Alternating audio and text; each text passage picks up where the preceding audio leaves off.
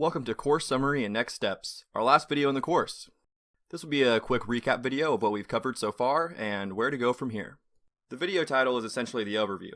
We'll summarize what we've seen in the course, and then we'll do some problem-solving approaches for TensorFlow, which will hopefully clarify how to proceed with ideas you may have but aren't quite sure how to get started. Time for a refresher on the topics we've seen throughout this course. Let's go along the condensed course outline that we saw in the very first video. The first section was all fundamentals, a general overview of machine learning, tensors, graphs, sessions, saving models, and loading models. All the prerequisites that were needed to have some understanding of how higher level tools like estimators actually work, which is essential if you don't want to be completely lost when something goes wrong.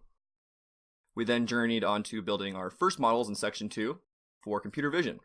Along the way, we also learned cool topics like convolutional neural networks, max pooling, batch normalization, and we trained our model on the CFAR10 dataset. Next, in section 3, we looked at applications for natural language processing, my personal favorite. We also looked at key components found in nearly all neural networks that process text, such as embedding layers and LSTMs. We also worked through training a neural network to classify news articles from the 20 news group dataset. Then in section 4, we explored various useful TensorFlow tools for improving and evaluating our models. There's a lot more to the TensorFlow experience than implementing a neural network. We have access to great tools like TensorBoard, training hooks, estimators, and the TensorFlow debugger that all allow us to visualize and customize the training experience and to do so with very little code. In section 5, we saw how the TensorFlow experience can be a bit different in a production setting when compared to a research setting.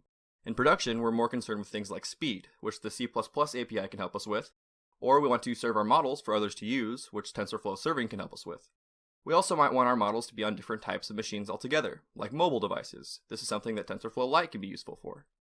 Overall, section 5 showed us that there is a whole ecosystem of TensorFlow tools designed with the production environment in mind, and that is one of the reasons TensorFlow is so popular with companies using machine learning. Finally, we wrapped up the course by going over some miscellaneous topics that are interesting in their own right, and popular with many people in the TensorFlow community. From Google's specialized tensor processing units, to ideas behind automated machine learning, to the brand new TensorFlow Eager Execution mode. There is still so much we didn't get a chance to cover, but hopefully the course has exposed you to enough resources from different places that you have a solid idea of what the TensorFlow community is all about, and where you can go to learn more about your favorite topics. And remember, one of the main goals of this course was to provide a broad survey of TensorFlow and the deep learning landscape so that you can pick out what interested you most and study the additional resources to learn those topics in depth. Arguably the most valuable skill to learn is how to approach problems and topics that you aren't familiar with, and how to efficiently learn and solve those problems, which brings us to our next slide. On problem solving. This is the next steps portion of the video. I often hear people say that they are really interested in learning more about some topic in machine learning or TensorFlow, but aren't sure how to start or what to do when they hit a roadblock. I figured it might be useful to share how I generally approach the processes involved with learning some new topic and trying to implement my ideas. We'll start with the high-level view here, beginning with define the problem. Before moving forward, we need some general idea of what we'd like to accomplish. For example, one day I was brainstorming project ideas and realized that I thought it would be really interesting to have a conversation with a neural network, but I had no idea how to implement it. So I defined the problem I wanted to solve, implement a small framework for easily building conversation models so that I can tweak and experiment with different kinds of configurations of those models. Next up was research, reading academic papers on sequence-to-sequence models, textbooks on areas I felt needed a more detailed foundation in, etc. This stage is largely a matter of taste, since I probably spent more time here reading papers than is strictly necessary for implementing models, but it's just too fun to not do. Next up is getting serious about actually writing some code, and getting started here can be the most difficult part. If you've ever worked through a really large software project, you realize that most of the code you write in the beginning just won't exist later on. I try not to take myself too seriously at the start for similar reasons. So let's expand this a bit. Usually you find yourself at the top. You don't know how to implement something. For example, I knew that I'd have to write an embedding layer at some point so I could convert my text training documents into a numerical representation. So then what? I had already narrowed down my confusion.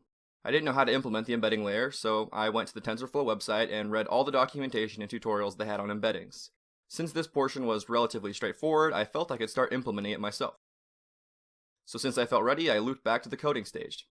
And this usually lasts for a few seconds, and then I realize I don't actually understand something that I thought I did, and I repeat the process a couple more times, narrowing down the problem more each time. By now I'm sure we're all familiar with our best friend Stack Overflow, who is there for us when we need answers to obscure and specific questions. But many times, and especially in the early days of TensorFlow, I was just not able to find the answer to some TensorFlow problem I was having, and it took a while to learn an efficient way of dealing with such situations. So what do you do when it seems like you're the only person in the world with some weird TensorFlow error on your screen? First, it's extremely important that you understand your problem in detail before expecting to find a solution. It sounds kind of silly, but I often find myself confused without really understanding what I'm confused about.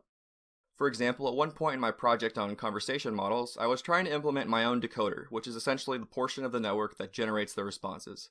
I was trying to figure out how to make the response length dynamic, which required using TensorFlow's TF while loop function. Any viewers that have spent some time with TF while loop can understand the terror it is capable of. This is also when TF while loop was pretty new and the TF seek to seek module just didn't exist at all. Basically, anytime you misused it, it was like the whole program exploded and the errors just made no sense at all. It's times like these when you're in danger of wasting a ton of time if you aren't careful. Now, of course, you need to diagnose the situation and do all the typical sanity checks that you haven't just misspelled a variable somewhere. But once you're sure it's not due to some careless mistake, it's time to investigate. I already knew that my errors were coming from TF while loop, so I thoroughly read its documentation and read through the various Stack Overflow posts that I could find on it, and I had also tested it on simpler cases, and I didn't receive any errors in those cases. So at this point, I personally have found reading through the source code to be extremely useful when I can't figure out for the life of me why I'm getting some error. There is definitely a bit of a learning curve to reading TensorFlow source code, since it can often get convoluted with all the excessive but necessary error checks and input validations that any production framework source code, must have. But after a while, you get a feel for which parts of the source code you can skip and where the real meat of the code is. With that said, reading the source code is also excellent for seeing the types of checks that TensorFlow does. This gives you a deeper intuition of the kinds of checks that you should be doing yourself. Anyway, the main purpose of reading the source code is because you can see exactly the line that caused the error, and it's almost always because you didn't satisfy some check that TensorFlow did. At that point, it's pretty straightforward to analyze what you need to change so that TensorFlow stops yelling at you. And after you get used to reading the source code, this process becomes faster and faster each time. And lastly, reading the source code is one of the best ways to learn how to write good TensorFlow code. You are, after all, reading TensorFlow code written by the developers that built TensorFlow in the first place. But if anything, the purpose of showing this diagram was to show that there isn't some special secret to getting a deep understanding of TensorFlow. Most of my days are spent somewhere in this process, and if there's any secret to know, it's that it's all about persistence and breaking down your questions into small, clear chunks and tackling them one at a time. And that's it. We've reached the end of our course on artificial intelligence with TensorFlow. I sure hope you've enjoyed it and continue to learn more about this great library. Feel free to reach out via email or our GitHub repository to ask questions, and I'll do my best to answer as soon as I can. Lastly, I'd like to thank Pact Publishing Company for making this all possible, and Forge AI for supporting my work on the course and sending me to the TensorFlow Dev Summit, which was super fun, by the way. Thanks again for watching. Goodbye.